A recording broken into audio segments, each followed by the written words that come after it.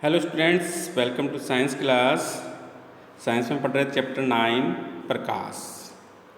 जैसा कि मैंने आपको पहले बताया है, इस चैप्टर के दो प्रमुख भाग हैं, परावर्तन और दूसरा अपवर्तन।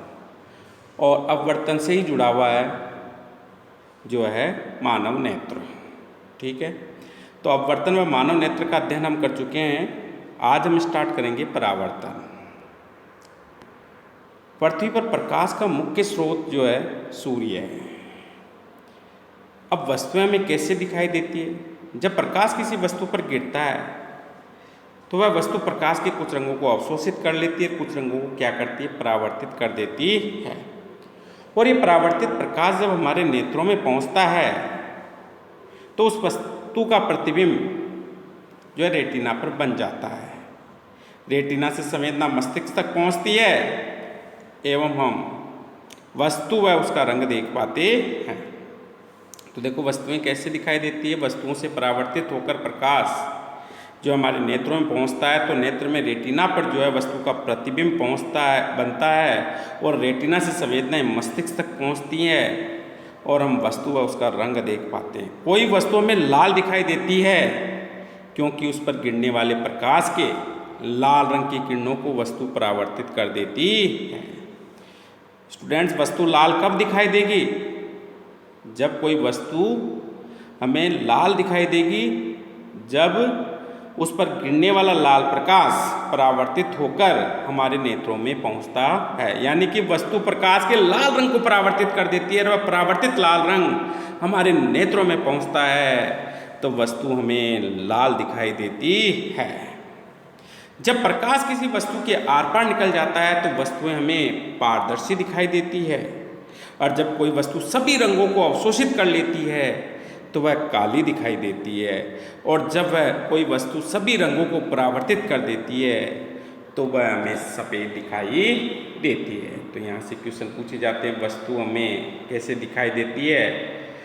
तो देखो, वस्तुओं से प्रकाश परावर्तित होकर नेत्रों में पहुंचता है, नेत्र में रेटिना पर उसका प्रतिबिंब बनता है, रेटिना से संवेदना मस्तिष्क तक पहुंचती है और हम उस वस्तु व उसके रंग को देख पाते हैं। यदि प्रकाश का लाल रंग वस्तु से परावर्तित होकर हमारे नेत्र में पहुंचता है तो वस्तु लाल दिखाई देती है।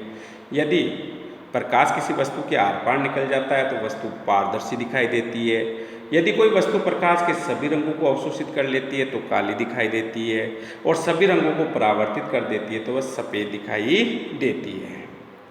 प्रकाश हमें सरल रेखा में गमन करता हुआ प्रतीत होता है। प्रकाश सदैव ही सरल रेखा में गमन करता है, और प्रकाश का सरल रेखीय पथ प्रकाश किरण कहलाता है। क्या कहलाता है? प्रकाश किरण। प्रकाश के मार्ग में रखी वस्तु बहुत ही छोटी हो, अपारदर्शी हो, बहुत ही छोटी हो तो प्रकाश उस वस्तु के किनारे किनारे मुड़ने की प्रवृत्ति रखता है, और प्रकाश की घटना विवर्तन कहलाती है। क्या कहलाती है? विवर्तन। अब देखो, वैज्ञानिक डी ब्रोगली के अनुसार प्रकाश की प्रकृति द्वैत मानी जाती है। यानी कि प्रकाश में कण व तरंग दोनों के गुण पाए जाते हैं, अर्थात प्रकाश कण व तरंग दोनों की भांति व्यवहार करता है। वर्तमान में प्रकाश के इस कण तरंग द्वैतवाद को क्वांटम यांत्रिकी में तरंग पैकेट द्वारा निरूपित किया जाता है। इसके अनुसार प्रकाश फोटोन कभी तरंग एवं कभी कण की भांति व्यवहार करते हैं, अर्थात प्रकाश में कण व तरंग दोनों के गुण पाए जाते हैं, दो के गुण पाए जाते हैं, जिससे इसे द्वैत सिद्धांत कहा गया। तो डी ब्रोगली ने प्रकाश की द्वैत प्रकृति बताई, अर्थात इसमें कण व तरंग दोनों के गुण पाए जाते हैं, दोनों की तरह व्यवहार करता है। मैंने जैसा कि अभी कहा, प्रकाश सरल रेखीय पथ में गमन करता है सदैव ही। ये देखो, यहाँ हमने समान आकृति के जो है बोर्ड लगाए, इनमें ठीक सेंटर में एक होल बना दिया, इसमें भी, इसमें भी, इसमें भी, तीनों में एक होल बना दिया। यहाँ एक इस होल के सिद्ध में एक मोमबत्ती जलाते हैं तो अब प्रकाश देखो इस होल से जो सरल रेखीय पथ में गमन करता हुआ दिखाई देता है। इस तरफ से देखेंगे तो ये लो हमें दिखाई देगी। यदि ऊपर कर दें नीचे कर दें तो इसमें से ये दिखाई नहीं देंगे। क्यों? क्योंकि प्रकाश सदैव सरल रेखीय पथ में ही गमन करता है। अब देखो वस्तु की छाया, ये प्रकाश आपतित हो रहा है, इस पेड़ की ये क्या बन गई, यहाँ छाया बन जाती है। मैंने बताया सूर्य का प्रकाश क्या होता है, श्वेत प्रकाश होता है। श्वेत प्रकाश 7 वर्णों का मिश्रण होता है। और 7 वर्ण कौन से होते हैं? बेजानी है पिनाला, बेजानी है पिनाला, यानी कि बेजानी है पिनाला, पिनाला। बे से बैंगनी, जा से जामुनी, नी से नीला, है से हरा, पी से पीला, ना से नारंगी, ला से लाल, ये 7 वर्ण होते हैं। तो देखो ये एप्पल है, सेब, सेब है। अब सूर्य का प्रकाश इस पर आपतित हुआ और आपतित होकर क्या हुआ, परावर्तित हुआ, और परावर्तित होकर क्या मानव नेत्र में पहुंचा। तो सेब से वस्तु का कौन सा प्रकाश परावर्तित हुआ? लाल। सेब से वस्तु, यह आपतित प्रकाश है, श्वेत प्रकाश। अब इससे परावर्तित हुआ लाल रंग का प्रकाश, और ये लाल रंग का प्रकाश मानव नेत्र में प्रवेश कर रहा है। अब सेब कैसा दिखाई देगा? लाल। सेब कैसा दिखाई दे रहा है? लाल दिखाई दे रहा है, क्योंकि सेब से परावर्तित होकर लाल प्रकाश मानव नेत्र में प्रवेश करता है, तो मानव को सेब लाल दिखाई देगा। क्लियर है? अब देखो नेक्स्ट आगे बढ़ते हैं, प्रकाश का परावर्तन। अगला बिंदु क्या? प्रकाश का परावर्तन। तो स्टूडेंट्स पहले हम लेते हैं परावर्तन है क्या, परावर्तन किसे कहते हैं।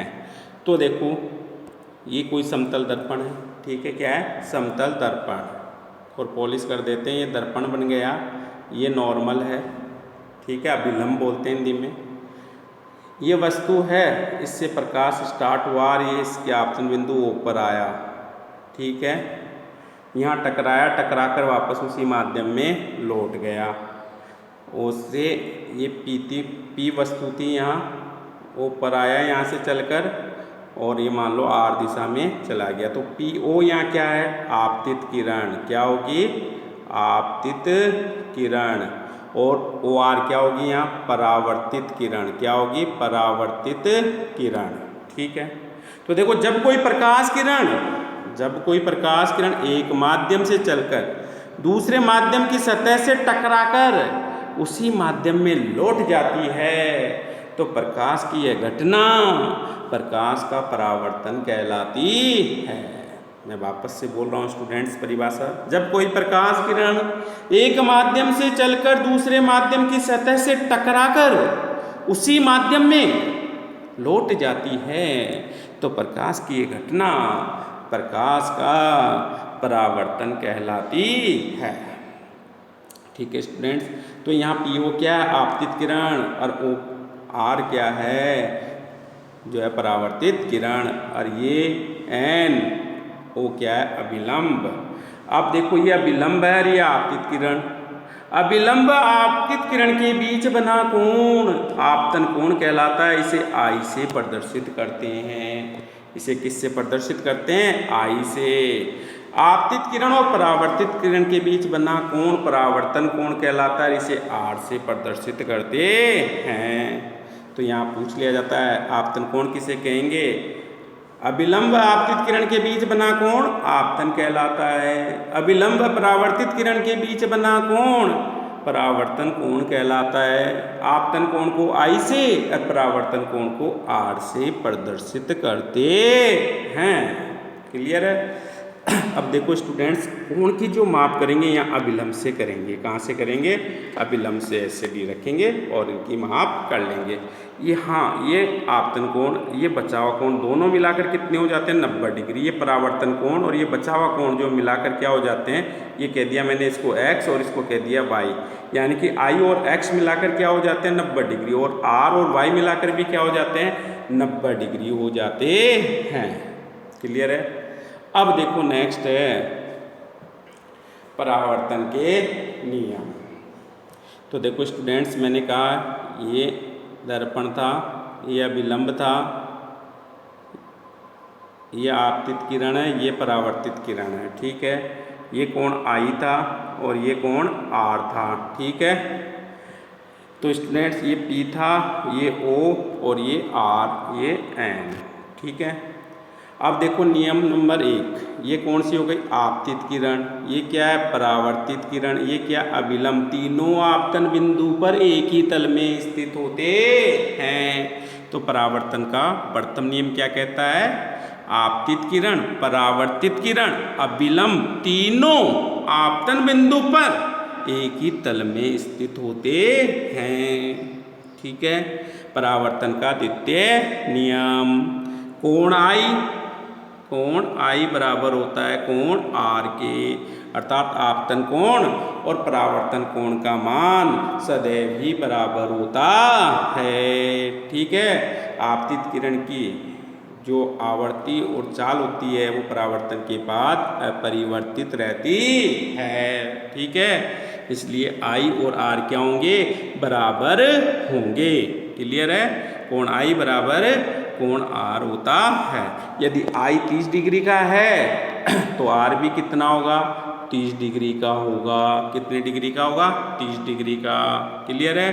अब देखो I और ये मान लो X है और ये इधर Y है, तो मैंने बताया कोण I और कोण X दोनों मिलाकर 90 डिग्री, कोण R और कोण Y मिलाकर कितने? 90 डिग्री। तो कई बार स्टूडेंट्स आपको जैसे कोण X का मान दे दिया 60 डिग्री, अब आपसे पूछ लिया कोण R का मान कितना होगा, तो आप इस 60 डिग्री से जो है पहले I का मान ज्ञात करोगे। कैसे ज्ञात करोगे? कोण X प्लस कोण I बराबर 90 डिग्री, ठीक है। कोण I बराबर 90 डिग्री माइनस कोण X यानी कि 60 डिग्री, तो कोण I बराबर कितना हो गया? 30 डिग्री। फिर लिखोगे परावर्तन के द्वितीय नियमानुसार कोण I बराबर कोण R और कितना हो जाएगा? ये भी 30 डिग्री। तो इस प्रकार के न्यूमेरिकल यहाँ से पूछे जाते हैं। यदि कोई प्रकाश किरण इस अभिलंब के ऊपर से आती है तो परावर्तन के बाद वह उसी पथ पर लौट जाती है, यानी कि उस कंडीशन में आपतन कोण बराबर परावर्तन कोण बराबर 0 डिग्री होता है। तो क्वेश्चन पूछा जाता है स्टूडेंट्स यहाँ से, जब कोई प्रकाश किरण समतल दर्पण पर अभिलंबवत आपतित होती है तो परावर्तन कोण का मान कितना होगा? तो आपका आंसर होगा 0 डिग्री। कितना होगा? 0 डिग्री। अब स्टूडेंट्स हम लेते हैं परावर्तन के प्रकार। तो देखो परावर्तन मुख्य रूप से 2 प्रकार का होता है। एक होता है नियमित परावर्तन और दूसरा होता है अनियमित परावर्तन, या इसे विसरित परावर्तन भी कहते हैं। तो देखो नियमित परावर्तन, ये क्या है? समतल सतह है। यहाँ क्या है? समतल सतह। ये क्या है? समतल। और इसमें क्या? खुरदरी सतह से ऊबड़ खाबड़ जगह है जिस पे प्रकाश किरण आपतित होती है। तो जब कोई प्रकाश किरण किसी समतल सतह पर आपतित होती है तो परावर्तन के बाद वह एक निश्चित दिशा में ही जाती है, यानी कि आपतित प्रकाश किरण समतल दर्पण पर आएगी, चिकने पृष्ठ पर आएगी, तो परावर्तन के बाद वह एक निश्चित दिशा में या विशिष्ट दिशा में ही जाती है और प्रकाश की यह घटना नियमित परावर्तन कहलाती है। और जब कोई प्रकाश किरण खुरदरे पृष्ठ पर आपतित होती है तो परावर्तन के बाद वो एक निश्चित दिशा में नहीं लौटती है, किसी भी दिशा में जा सकती है। तो प्रकाश की ये घटना अनियमित परावर्तन या विसरित परावर्तन कहलाती है। तो ये नियमित परावर्तन का, ये किसका हो गया? विसरित परावर्तन या अनियमित परावर्तन का। ठीक है स्टूडेंट्स, अब हम लेते हैं नेक्स्ट। देखो यहाँ पूछ लिया जाता है छोटा क्वेश्चन, खुरदरे पृष्ठ पर धूल, धुएं के सूक्ष्म कण आदि प्रकाश को विभिन्न दिशाओं में विसरित कर देते हैं। जब सूर्य का प्रकाश वायुमंडल की गैसों के अणुओं से परिकिणित होता है तो नीले रंग की तरंगें सर्वाधिक विसरित होती है, अतः हमें आकाश नीला दिखाई देता है। क्वेश्चन आता है आकाश में नीला क्यों दिखाई देता है? तो स्टूडेंट्स आकाश और धरती के बीच में क्या है? वायुमंडल है। आकाश और धरती के बीच में क्या है? वायुमंडल। ये सूर्य है और ये धरती है और इसके बीच में क्या है? वायुमंडल है। क्या है? वायुमंडल। प्रकाश किरण सूर्य से चलती है और पृथ्वी पर पहुंचती है।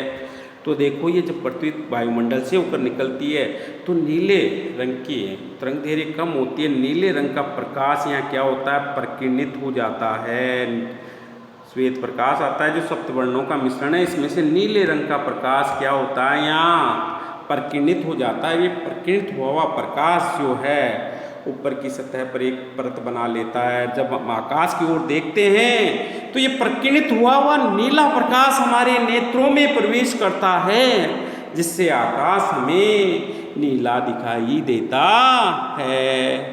यदि हम वायुमंडल की परिधि से बाहर चले जाएं, वायुमंडल से बाहर चले जाएं, तो आकाश हमें काला दिखाई देगा, क्योंकि वहाँ वायुमंडल नहीं है, जिससे प्रकाश का प्रकीर्णन नहीं होगा। क्वेश्चन आता है अंतरिक्ष यात्री जो कि वायुमंडल की परिधि के बाहर होता है, उसे आकाश कैसा दिखाई देगा? तो आपका उत्तर होगा काला दिखाई देगा। कैसा दिखाई देगा? काला। तो स्टूडेंट्स यहाँ दो क्वेश्चन हो गए। हमें आकाश नीला क्यों दिखाई देता है? दूसरा, अंतरिक्ष यात्री को आकाश कैसा दिखाई देगा? ठीक है, तो खुरदरे पृष्ठों द्वारा प्रकाश को सभी दिशाओं में बिखेरने के प्रभाव को क्या कहते हैं? विस्तृत या नियमित परावर्तन। इसकी बात हम कर चुके हैं। अब आगे बढ़ते हैं। सामान्यतः कांच अथवा पारदर्शी पदार्थ के पीछे वाले भाग पर जो है परावर्तक आवरण जैसे चांदी अथवा एल्यूमिनियम या निकेल की पॉलिश कर जो है दर्पण या परावर्तक पृष्ठ की तरह उपयोग में लिया जाता है, दर्पण बनाया जाता है। ठीक है, तो देखो कांच या पारदर्शी पदार्थ की एक सतह पर परावर्तक आवरण जैसे चांदी, एल्यूमिनियम, निकेल आदि की पॉलिश कर क्या है? दर्पण बनाया जाता है। अपन इसकी बात कर चुके थे। तो देखो ये आपतित किरण है, ठीक है, जो आ रही है, और ये परावर्तित किरण हो गई। ये क्या? अभिलंब। ठीक है, ये माध्यम एक है और यहाँ इसके नीचे दो, ये दूसरे माध्यम की सतह टकराई, उसी माध्यम में लौट गई। ठीक है, तो यहाँ ये सब बातें मैं आपको बता चुका हूँ। यहाँ परावर्तन की परिभाषा दी है, जब कोई प्रकाश कण एक माध्यम से चलकर दूसरे माध्यम की सतह से टकराकर उसी माध्यम में लौट जाती है तो प्रकाश की यह घटना प्रकाश का परावर्तन कहलाती है। प्रकाश परावर्तन के नियम भी मैंने आपको बता दिए। नंबर 1, आपतित किरण, परावर्तित किरण आपतन बिंदु पर अभिलंब सभी एक ही तल में स्थित होते हैं। नंबर 2 मैंने बताया आपतन कोण और परावर्तन कोण का मान सदैव बराबर होता है।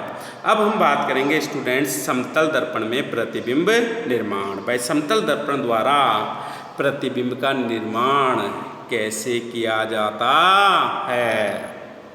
तो स्टूडेंट्स स्टार्ट करते हैं। समतल दर्पण द्वारा प्रतिबिंब निर्माण।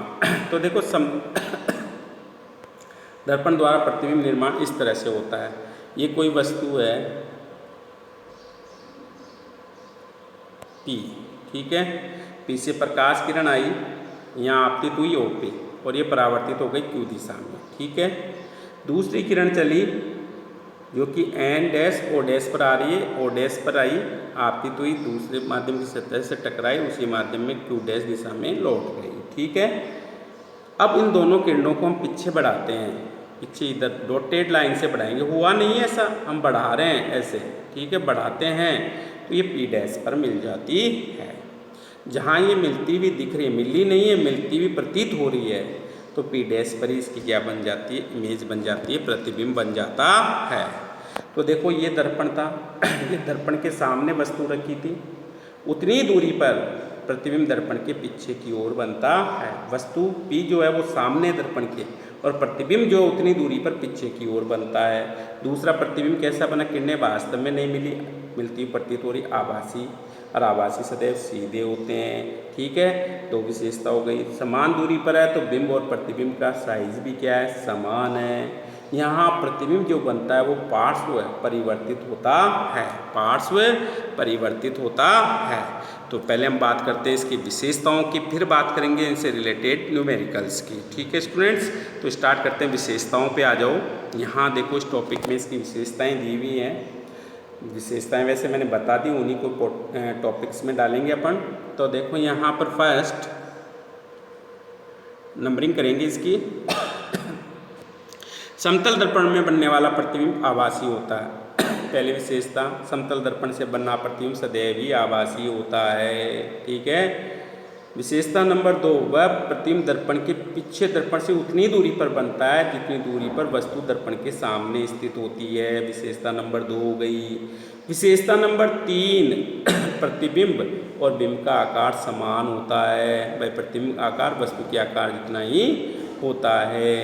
विशेषता नंबर 4, प्रतिबिंब पार्श्व परिवर्तित होता है, यानी हमारा दायां भाग प्रतिबिंब का बायां भाग बन जाता है, बायां भाग दायां प्रतीत होता है और इस घटना को पार्श्व परावर्तन कहते हैं और प्रतिबिंब पार्श्व परिवर्तित होता है। तो स्टूडेंट्स मैंने विशेषताएं बताई, मैं विशेषताओं को फिर से दोहराऊं। तुम देखो यहाँ प्रतिबिंब पी डैश पर बना, किरणें जो है मिलती हुई प्रतीत हो रही है, तो कैसा बना? आभासी। ये दर्पण है, दर्पण के सामने जितनी दूरी पर वस्तु है प्रतिबिंब उतनी दूरी पर पीछे बन रहा है। दूसरी, तीसरा, दूरी समान है तो बिंब और प्रतिबिंब का साइज क्या होगा, आकार क्या होगा? समान होगा।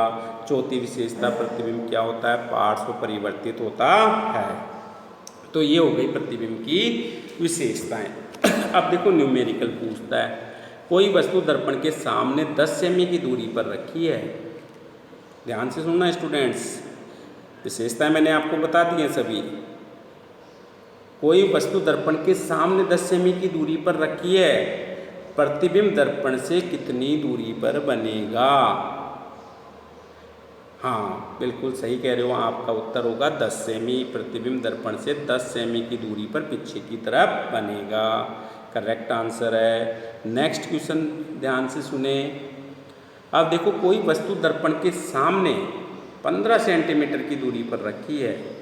कोई वस्तु दर्पण के सामने 15 सेंटीमीटर की दूरी पर रखी है।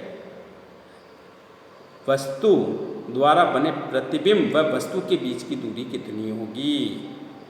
कोई वस्तु दर्पण के सामने 15 सेमी की दूरी पर रखी है, बिंब व प्रतिबिंब के बीच की दूरी कितनी होगी? तो आप सोचें और बताएं। देखो, ये वस्तु 15 सेमी की दूरी पर, यहाँ से प्रतिबिंब यहाँ 15 सेमी पर बनेगा। पूछा गया यहाँ से यहाँ तक की दूरी कितनी होगी, तो 2 गुना 2 गुनी हो जाएगी, 2 गुना 15 बराबर 30 सेंटीमीटर। कितनी दूरी पर होगी? 30 सेंटीमीटर की दूरी होगी दोनों के बीच। तो इसमें 2 तरह के क्वेश्चन मैंने आपके बताए। वस्तु दर्पण के सामने जितनी दूरी पर, दर्पण से दूरी पूछ लेता है तो उतनी ही आएगी, दर्पण से दूरी पूछेगा उतनी ही आएगी, ध्यान से सुनना। और बिंब और प्रतिबिंब के बीच की दूरी पूछता है तो यहाँ ये डबल हो जाएगी। क्या होगी? यहाँ से यहाँ तक की पूरी पूछ लेगा तो ये डबल हो जाएगी। क्लियर है? तो ऐसे न्यूमेरिकल आप कर सकते हैं। अब हम आगे बढ़ते हैं स्टूडेंट्स। ये हो गया हमारा क्या? प्रतिबिंब निर्माण समतल दर्पण के द्वारा। तो समतल दर्पण से प्रतिबिंब जो बना उसकी विशेषताओं पे क्वेश्चन पूछे जाते हैं, आप कर सकते हैं। न्यूमेरिकल भी आप कर सकते हैं। अब देखो नेक्स्ट है, सिद्ध कीजिए कि दर्पण से में प्रतिबिंब दर्पण के पीछे उतनी दूरी पर बनता है जितनी दूरी पर बिंब दर्पण के सामने है।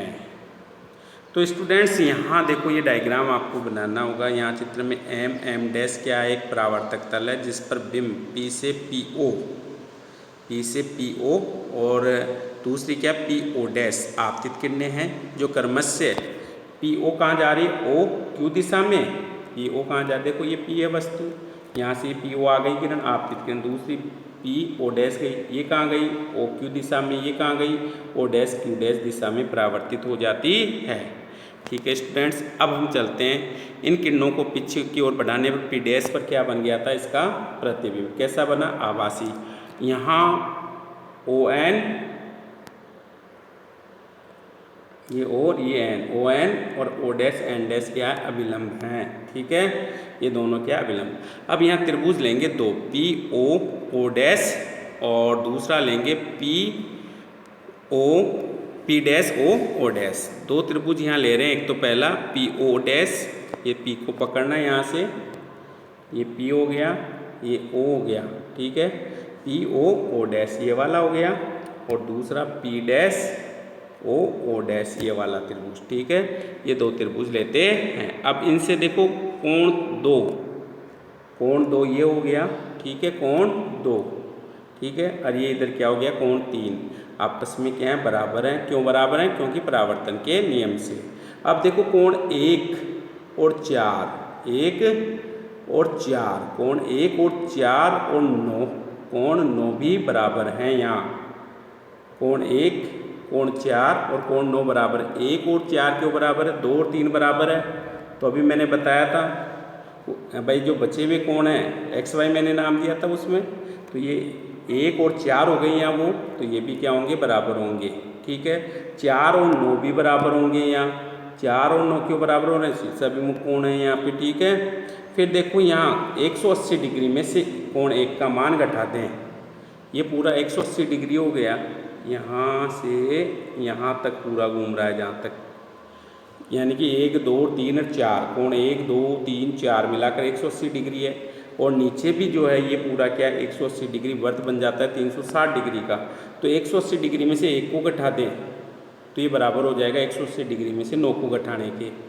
ठीक है, तो कोण पी ओ ओ डैश बराबर हो जाएगा कोण P dash O O dash के। इसी प्रकार से यहाँ पी ओ डैश ओ और कोण पी डैश ओ भी क्या होंगे, बराबर होंगे।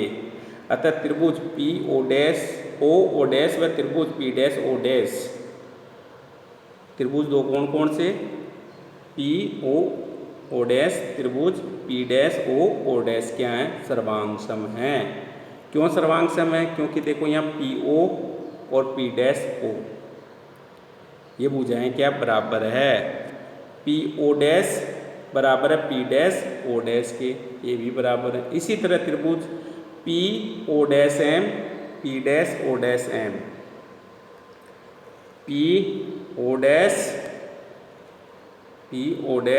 एम और P dash O dash M, ये भी क्या है, सिद्ध करते हैं सर्वांग सम है या नहीं। तो यहाँ देखो इसी तरह पी ओ डैश एम और त्रिभुज P dash O dash M लेते हैं, तो यहाँ पे कोण पी ओ डैश एम बराबर हो जाएगा P dash O dash M के, और इसी तरह से पी ओ डैश बराबर हो जाएगा पी डैश ओ डैश के। भुजा एम ओ यहाँ क्या है, उभयनिष्ठ भुजा है, इसमें भी जो है ओ डैश भुजा कहती है, उभयनिष्ठ भुजा आती है यहाँ पे भी, ऊपर वाले में भी।